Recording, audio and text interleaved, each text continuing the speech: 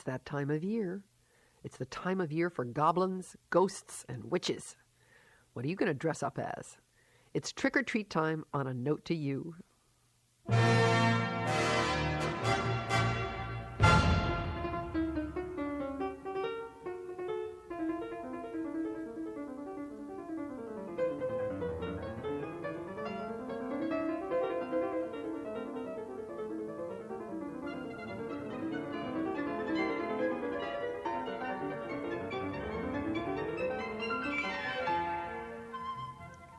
I'm Virginia Eskin. Now, if you're hearing this a few weeks after Halloween, I apologize. But I couldn't resist the chance to bewitch you a little with some ghoulish music on A Note to You. Back in medieval times, November 1st would have a special significance. And for some people it still does. It's called All Saints' Day, or All Hallows' Day. And it's the time we remember all those who've gone before. So I think the contrast got put in motion that if you were going to have this serious day, the night before you could be sort of playful. It's all about contrast, and in today's program, we're going to explore what makes music scary. And we look through our bag of tricks, and we've got some real musical treats. Let's lead off with The Witch's Ride, which Engelbert Humperdinck wrote, and it's really an odd piece in the middle of a rather sweet opera, Hansel and Gretel, which is all about children. And again, I think for contrast, Humperdinck decided he would scare us. Listen to this music. It is sort of scary.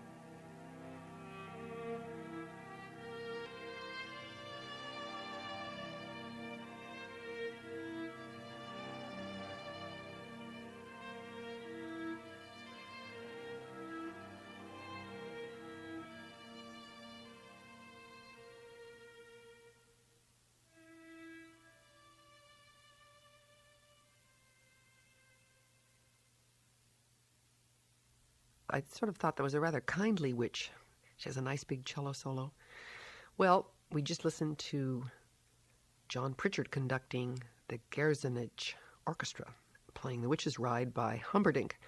And our next three pieces are going to be about goblins. And a goblin is a little grotesque elf creature. And they're not very nice because they do make mischief. And they apparently are like ghosts. They can also haunt you. So you don't really want to get mixed up with a goblin if you can have anything to say about it. And how does that sound in music? Well, I've found that there are two things going down in almost all the music on today's program. You'll hear little sort of duplets. I think that's the sort of goblin mischief motif. And then the other thing you'll hear are a lot of diminished arpeggios. Because that's when music's supposed to sound scary and sort of where is it going, that's what a composer puts in the music. It's just the opposite of if it's some beautiful piece about love and everything's hunky-dory. Sounds like a harp and it strokes you.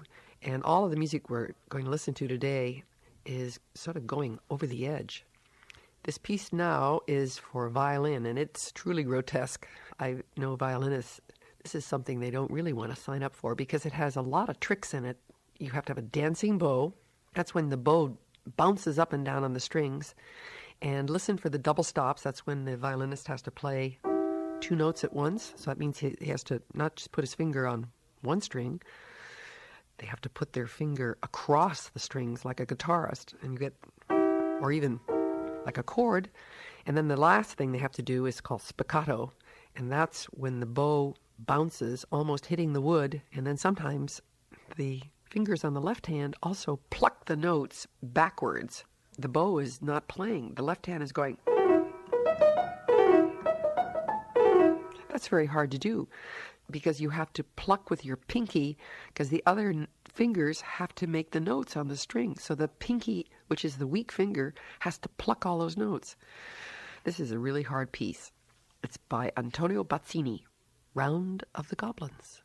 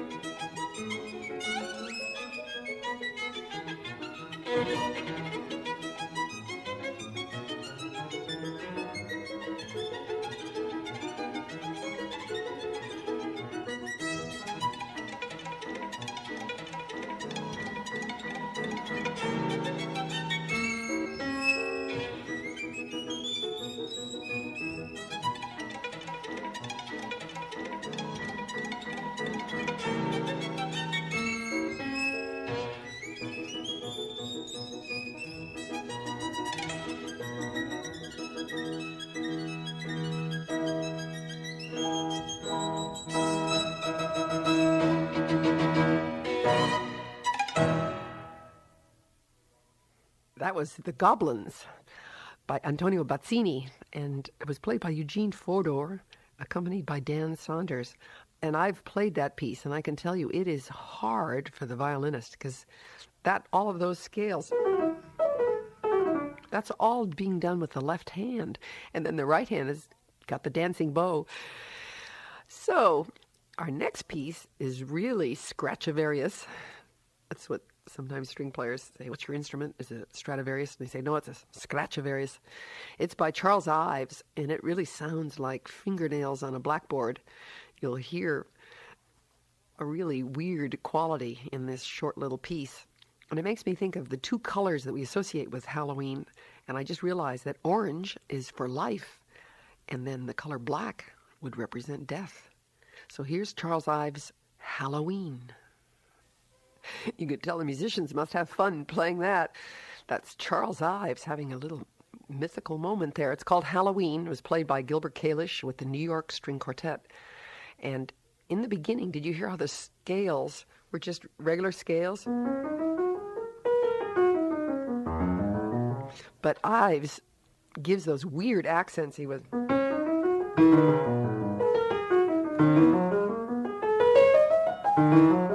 So that makes it weirdo.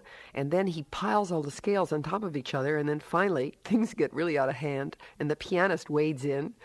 And everybody's having a good time just thrashing around. It makes me think of good background music for Macbeth, Boil and Bubble. Now here's another goblin piece. And it's kind of got a mean edge to it, too. It's written by an American composer. And his name is Michael White. He's on the faculty at Juilliard. And it's for two guitars. It's called Sprites and Goblins, and it's taken from A Midsummer Night's Dream. So listen to what Michael White makes of goblins in music.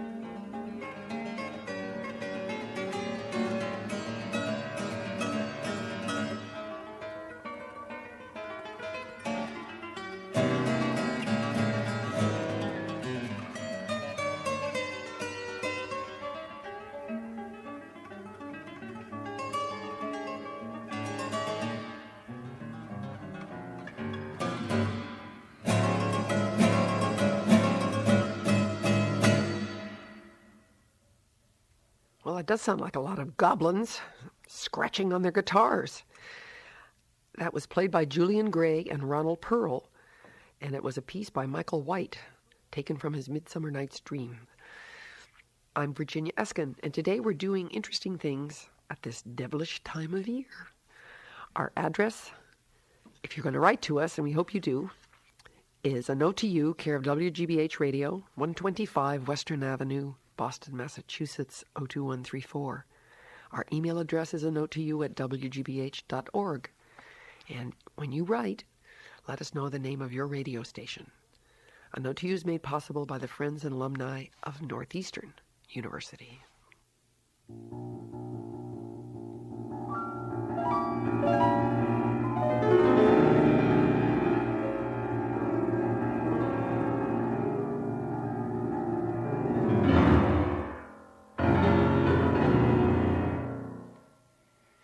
We're exploring Halloween today on A Note to You.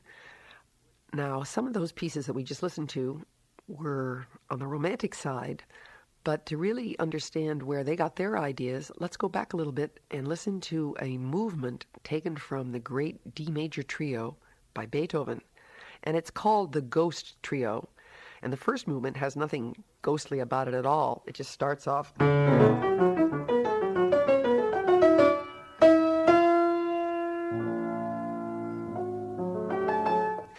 And the last movement is not particularly ghostly, but what is scary and weird is the second movement, and that's where it gets its title. Listen for what I was talking about before, the diminished arpeggios. You'll hear.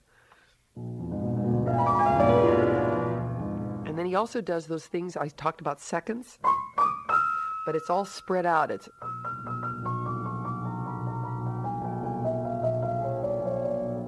sort of creeping around in the music. It's very unlike Beethoven.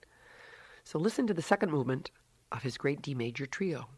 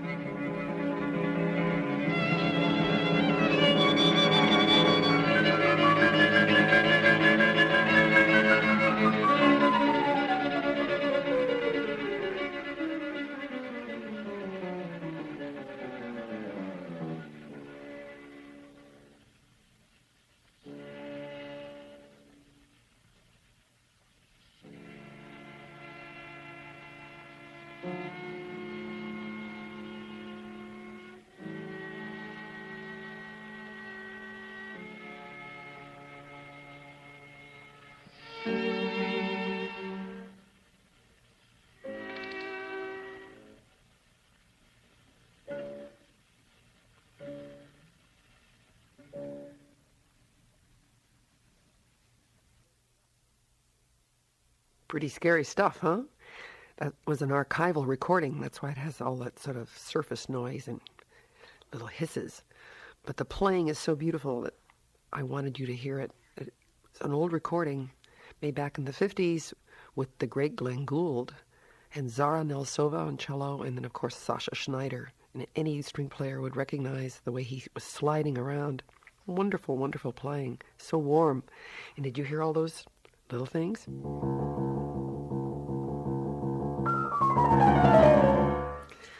I have to say the scariest part of that movement is staying together because it's so exposed and it's so slow. You have to count it out into 8. I remember everything is subdivided. Well, Beethoven, I don't think explored Halloween or was not much interested in drama, but boy, Liszt sure was, and I think Liszt copied some little bits out of that piece that Beethoven wrote because he admired Beethoven incredibly. He made all kinds of forehand arrangements of Beethoven's symphonies, and he loved drama and music.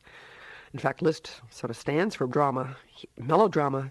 He got involved with actors, and he would have them say lines of scary poems, and then he would make sort of what we would call today silent movie music in the background. He would make thunder, lightning, or rain.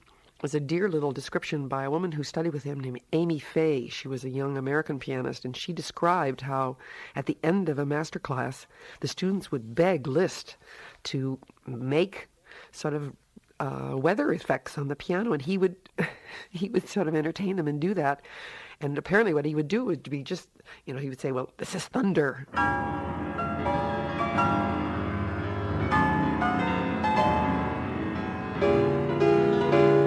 And then lightning would be...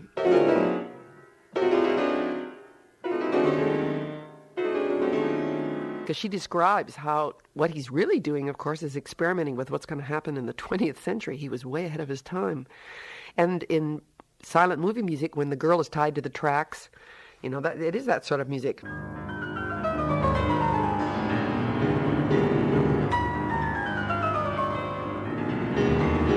And it would cut back to where she is, where everything is lovely in the parlor, and then... So... all of these things we laugh at now, but they actually had to be created. And there's a really interesting little concert etude. I used to play it. It's a devilish little thing, and it's full of all manner of gnomic little effects. A gnome apparently is a dwarf. He was used for guarding gold. Everybody should have a little gnome in their life, if you have that much gold. It can also be a shriveled old man.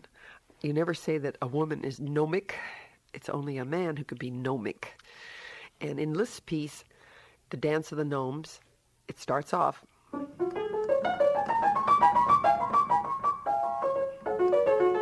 The gnomes are dancing all around. And then they get sort of a melody.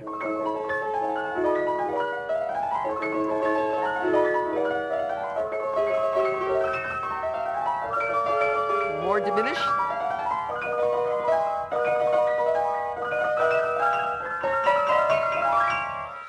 And Liszt gets tired of scaring you, and then they sort of more diminished notes. There's nothing really slow or balladic the way you think of Liszt. These gnomes are on the move, and it's a tricky little piece, and we've chosen a really good recording by Marie Pariah. Wasn't that beautifully played by Marie Pariah? Gnomenreigen by Liszt. I heard a little bit of Mephisto Waltz in that.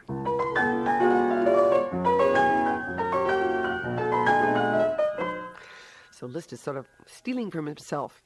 And the next composer in the piano line who really outdid himself when it comes to scary would have to be the Scarbo section in the great suite by Ravel. And it's supposed to be the depiction of a devilish gnome who appears at night. Somebody's sleeping, and you look up at the walls and you see all kinds of swirls, and all of a sudden you imagine that you see this little gnome running around on the rooftops, and it's very scary. And at the end of the piece, he's gutted out into darkness. But Ravel has a good time scaring us. Like in the very beginning, it goes, and then...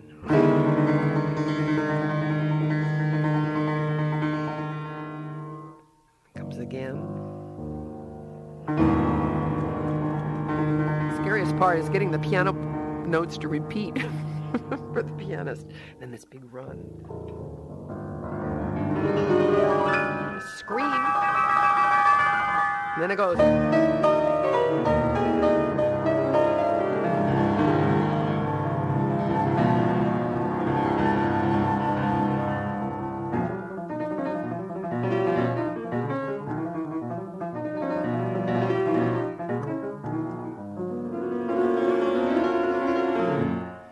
And the piece has all sorts of weird, very theatrical effects.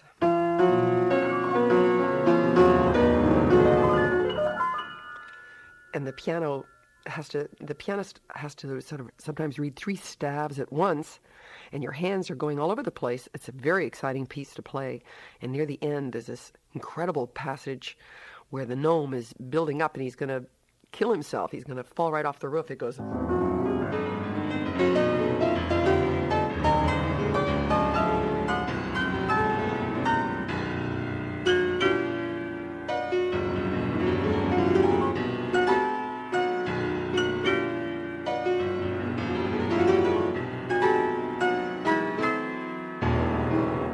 You get the picture. It's like mounting a huge fusillade, an attack on the piano. It's very, very enervating thing to play. You pray God that all the notes will repeat. Maybe we'll do a whole version of hard piano pieces, and that will showcase Scarbo on another program. I just wanted you to hear a little bit of those effects because it's all about a gnome. And we're going to end the program with a really great piece that Respighi wrote called Ballad of the Gnomes. And the thing I like about it is that these are lady gnomes. In the poem that inspired Respighi, it's all about women dragging men along, and they don't want it. And these lady gnomes scream a lot in the poem, and they carry men away. And they are babbling in a blasphemous tongue heard only in the depths of blackest hell. And they apparently drag men up to a huge mountain ridge. And then if the men don't do what they want, they hurl them over. There's a lot of screaming. And as daylight breaks, the tiny folk join the bloodthirsty widows in their dancing. They shriek, they bite, they mock and cackle. It's a witch's Sabbath, so it seemed perfect for today's program. This is Respighi's version of Gnomes.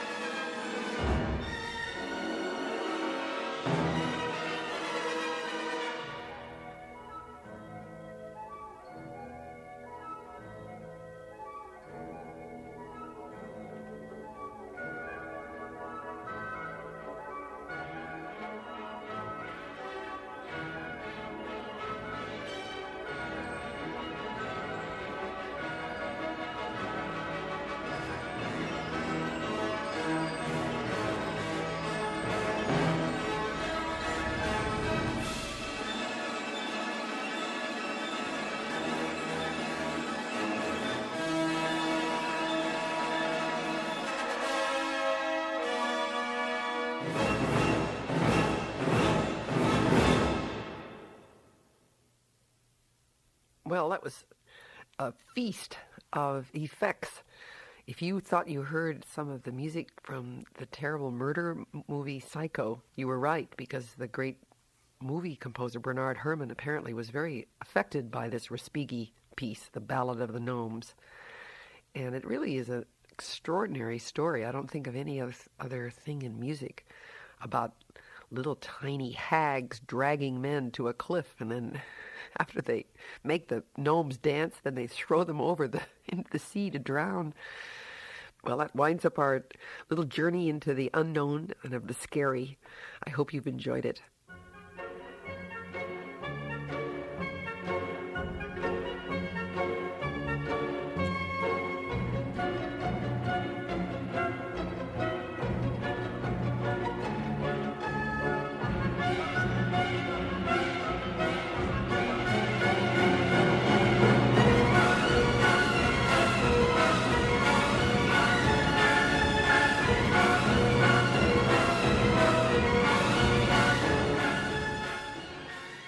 Our engineer for today has been Alan Mattis. Our producer is Alan McClellan, and I'm Virginia Eskin. A Note to You is made possible by the friends and alumni of Northeastern University, and it's produced by Northeastern University in cooperation with WGBH Radio, Boston.